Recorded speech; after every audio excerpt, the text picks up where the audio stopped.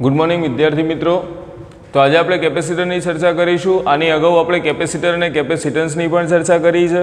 એક થિયરી આપણે ભણ્યા હતા સમાંતર પ્લેટ કેપેસિટર, જેની અંદર આપણે એક સૂત્ર સાબિત કરીને લાવ્યા હતા C બરાબર એપ્સિલોન 0 A ભાગ્યા D। જ્યારે તમારી જોડે એક શબ્દ આવે છે કેપેસિટર, તો કેપેસિટરનું કામ શું છે? તો વિદ્યુત ભારની સંગ્રહ કરવાની ક્ષમતા, જે ઉપકરણ વિદ્યુત ભારનો સંગ્રહ કરે છે એને આપણે કેપેસિટર કહીએ છીએ। કેપેસિટર જે છે બે અલગ કરેલા સુવાહકોથી બનતી રચના છે। કેપેસિટન્સનો મતલબ થાય એની વિદ્યુત ભાર સંગ્રહ કરવાની ક્ષમતા, કેટલો વિદ્યુત ભાર તે સંગ્રહ કરી શકે તેને તેનું કેપેસિટન્સ કહે છે। કેપેસિટન્સ જે છે જનરલી એનો એકમ ફેરાડે છે। આપણે નાના એવા એકમો વાપરીએ છીએ, માઇક્રો ફેરાડે, નેનો ફેરાડે। કેપેસિટન્સનો બીજો પણ એકમ છે કુલમ પ્રતિ વોલ્ટ, જે આપણું C બરાબર Q ભાગ્યા V વાળું સૂત્ર છે, એના પરથી આપણે ચર્ચા કરીએ છીએ। સૌથી પહેલો પોઈન્ટ એ છે કે ઘણી બધી એવી સર્કિટો આપણે સોલ્વ કરવાની આવે છે કેપેસિટર ઉપરથી, જેની અંદર જનરલી બે પ્રકારના જોડાણ બહુ મુખ્ય છે, શ્રેણી જોડાણ અને સમાંતર જોડાણ। તો આજે આપણે એક એવો મેઇન કોન્સેપ્ટ ભણી રહ્યા છીએ શ્રેણી અને સમાંતર જોડાણનો। આ જે કોન્સેપ્ટ તમારા મગજમાં ક્લિયર થાય તો આના પછીનું જે ત્રીજું ચેપ્ટર જે છે આપણું અવરોધ, જે પ્રવાહ વિદ્યુતનું જે ચેપ્ટર જે છે એની અંદર આપણે અવરોધના પણ શ્રેણી અને સમાંતર જોડાણો ભણવાના થશે, જે આના બેઝ ઉપર હશે। તો હવે આપણે જ્યારે કેપેસિટરના શ્રેણી સમાંતર જોડાણની ચર્ચા કરીએ તો હું પહેલાં તો અહીંયા આગળ કેપેસિટન્સ જે છે એનું સૂત્ર છે C બરાબર Q ભાગ્યા V, એ હું અહીંયા આગળ લખી દઉં છું। આ આપણું સૂત્ર છે જે આપણે લાયા છે। કોઈપણ પ્રકારનું કેપેસિટર દર્શાવવું હોય તો એના માટેની એક સંજ્ઞા હતી, આપણે બધા આવી રીતના ભણ્યા હતા કે આવી રીતની એક સંજ્ઞા છે, બે પ્લેટો તમારે દર્શાવવી પડે, જેને આપણે કેપેસિટર તરીકે ઓળખીએ છીએ।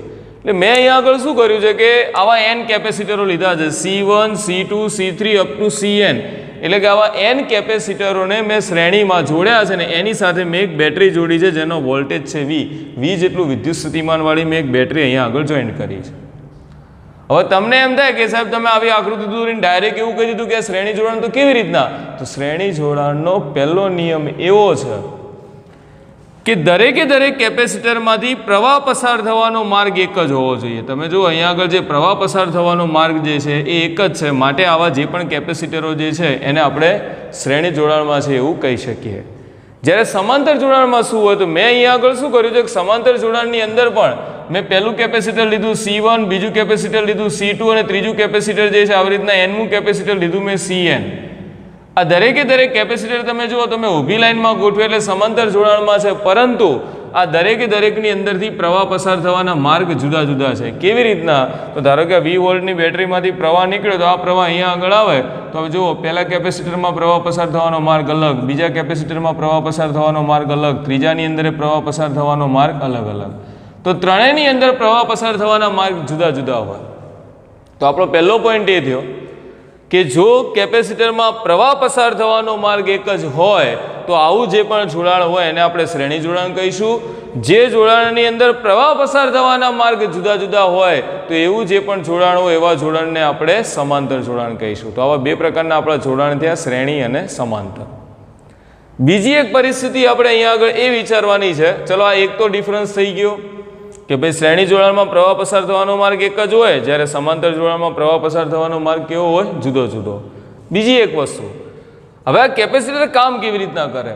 માની લો કે અહીંથી 20 વોલ્ટની બેટરીમાંથી જ્યારે વિદ્યુત ભાર ગતિ કરીને અહીંયા આગળ પહોંચે છે એટલે જે એની કેપેસિટરની પહેલી પ્લેટ હોય ધન વીજભારિત થાય। ધન વીજભારિત થવાના કારણે ઓટોમેટિકલી એની સામેની પ્લેટ ઉપર ઋણ વિદ્યુત ભાર પ્રેરિત થાય।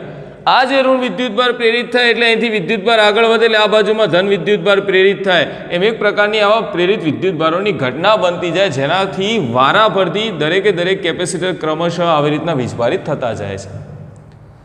જે પણ આ n પ્રકારના કેપેસિટરો જે છે જે વીજભારિત થતા જાય, આ દરેકે દરેક કેપેસિટર ઉપર પ્રસ્થાપિત થતો વિદ્યુત ભાર સમાન હોય છે, દરેક ઉપર સરખો વિદ્યુત ભાર હોય।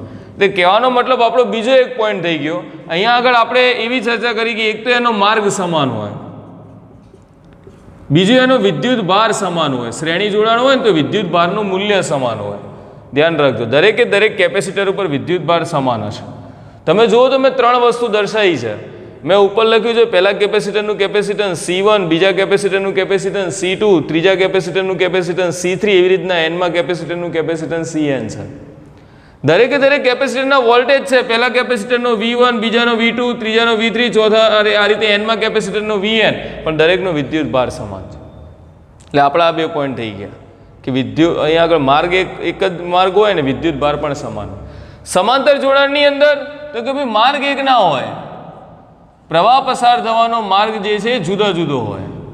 બીજો પોઈન્ટ એ છે કે અહીંયા આગળ દરેકની અંદર જુઓ તમે, અહીંયાથી સમાંતરમાં ડિવાઈડ એટલે વિદ્યુત સ્થિતિમાન સમાન હોય.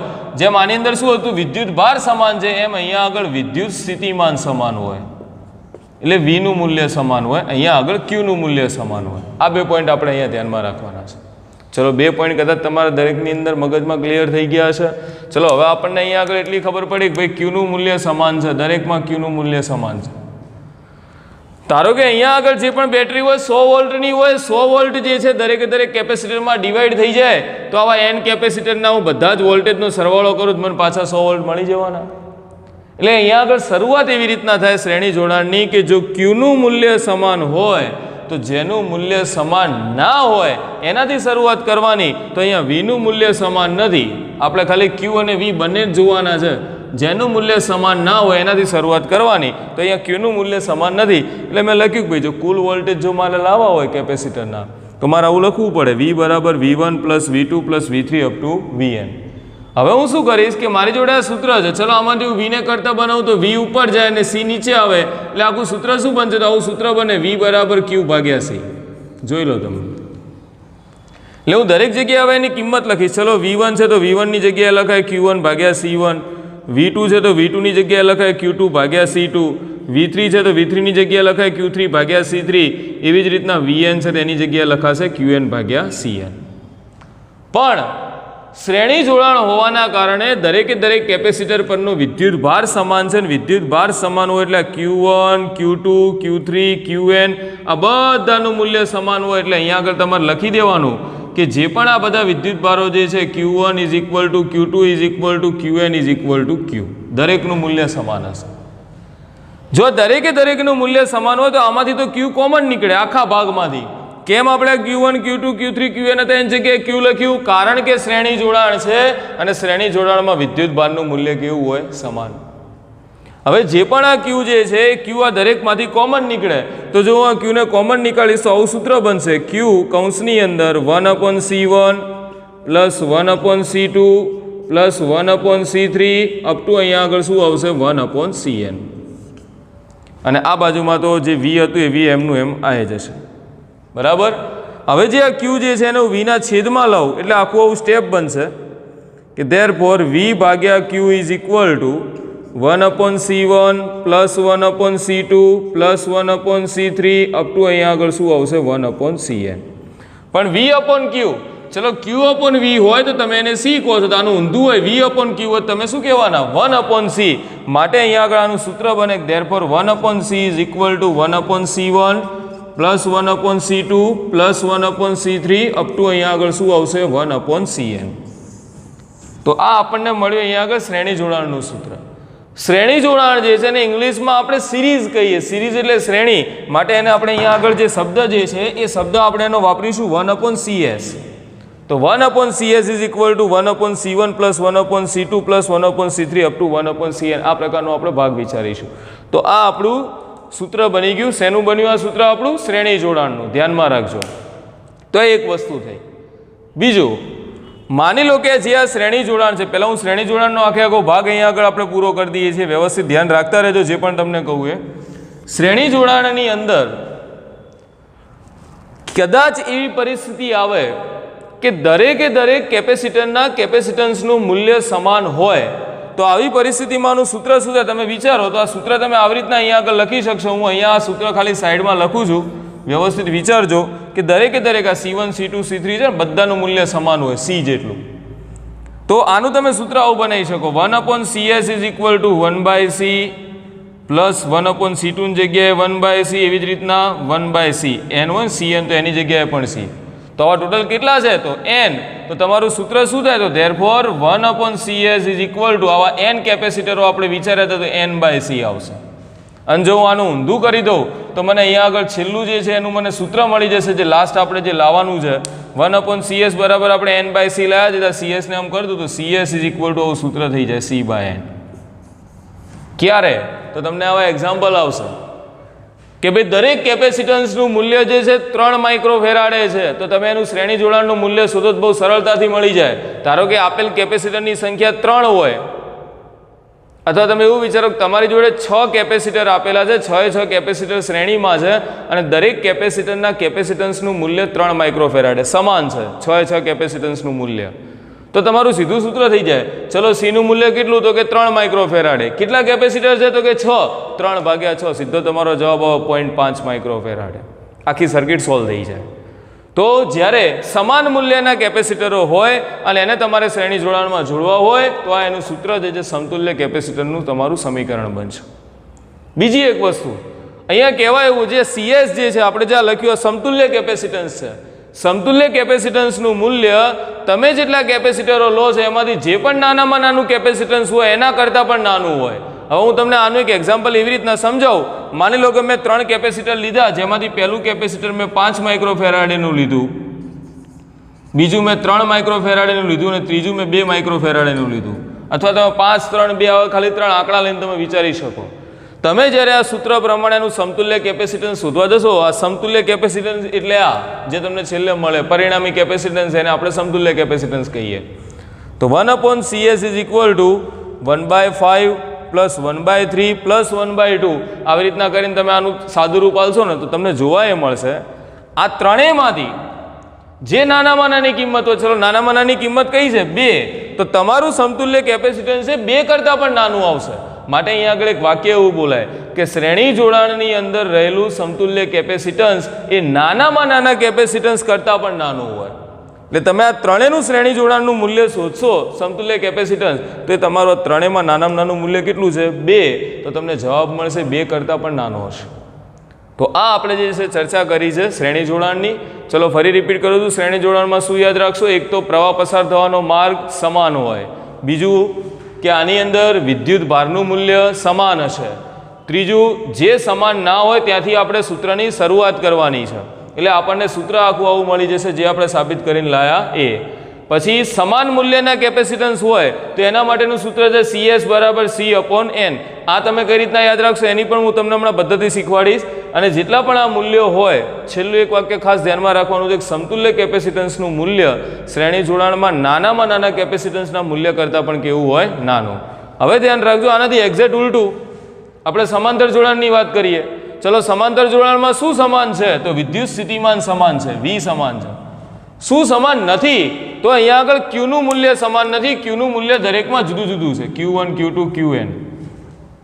જે સમાન ના હોય ત્યાંથી શરૂઆત કરવાની. ચલો Q સમાન નથી તો Q બરાબર Q1 plus Q2 up to ક્યાં સુધી? Qn. ચલો આપણી જોડે સૂત્ર છે, Q1 નું સૂત્ર થાય C1V1, Q2 નું સૂત્ર થાય C2V2. આપણે આ સૂત્ર પ્રમાણે વિચારીએ છીએ C બરાબર Q/V પરથી, બરાબર.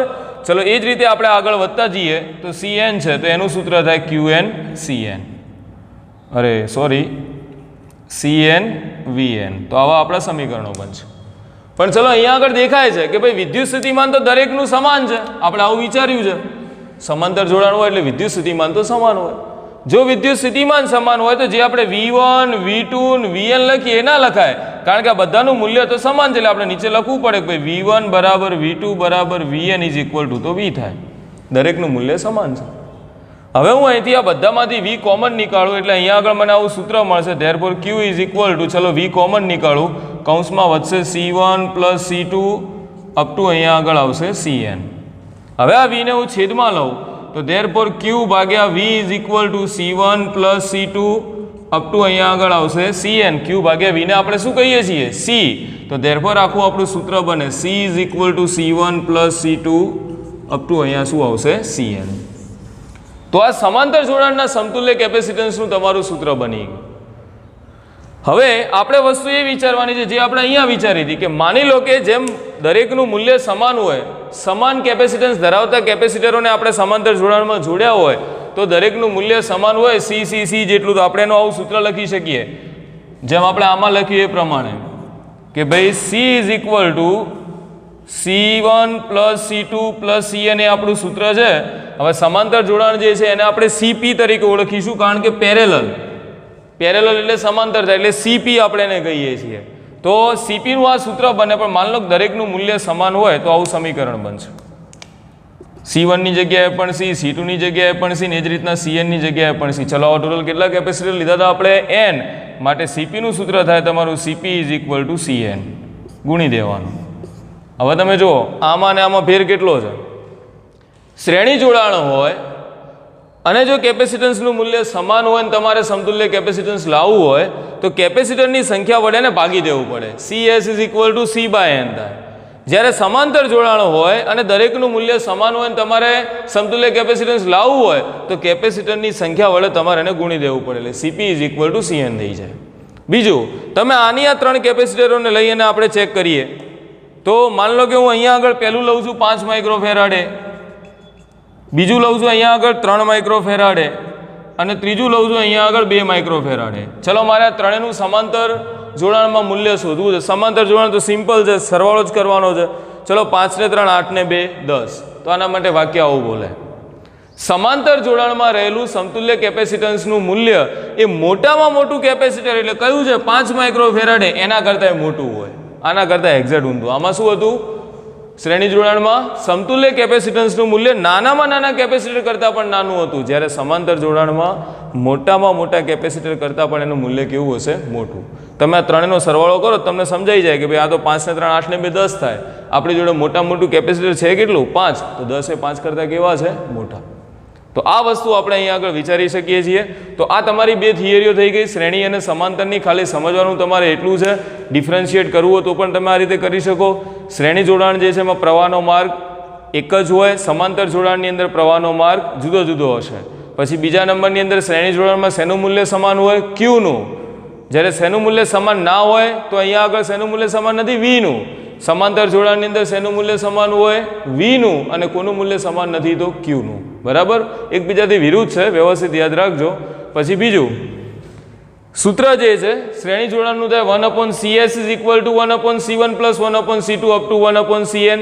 જો દરેકે દરેક કેપેસિટરનું મૂલ્ય સમાન હોય, C જેટલું હોય, તો આનું સૂત્ર થાય Cs = C/n. કેપેસિટરની સંખ્યા વડે ભાગી દેવાનું. અહીંયા આગળ સૂત્ર છે પેરેલલ એટલે સમાંતર, Cp = C1 + C2 up to Cn. અને જો દરેકે દરેક કેપેસિટન્સનું મૂલ્ય સમાન હોય તો એને તમારે ગુણી દેવાનું સંખ્યાને, તો Cp = Cn. આવું સૂત્ર બની જશે. 2 વાક્યો યાદ રાખવાના: શ્રેણી જોડાણનું સમતુલ્ય કેપેસિટન્સ નાનામાં નાના કેપેસિટન્સ કરતાં પણ નાનું હોય, જ્યારે સમાંતર જોડાણનું સમતુલ્ય કેપેસિટન્સ મોટામાં મોટા કેપેસિટન્સ કરતાં પણ મોટું હોય. તો આઈ હોપ તમને બધાને આની અંદર ખબર પડી હશે. બરાબર? અને કદાચ તમને આમાંથી કોઈને કોઈ પણ પ્રકારનો ડાઉટ હશે નહીં. બરાબર? નેક્સ્ટ ટાઈમ આપણે ફરી મળીશું એક નવા ટોપિક સાથે. Thank you.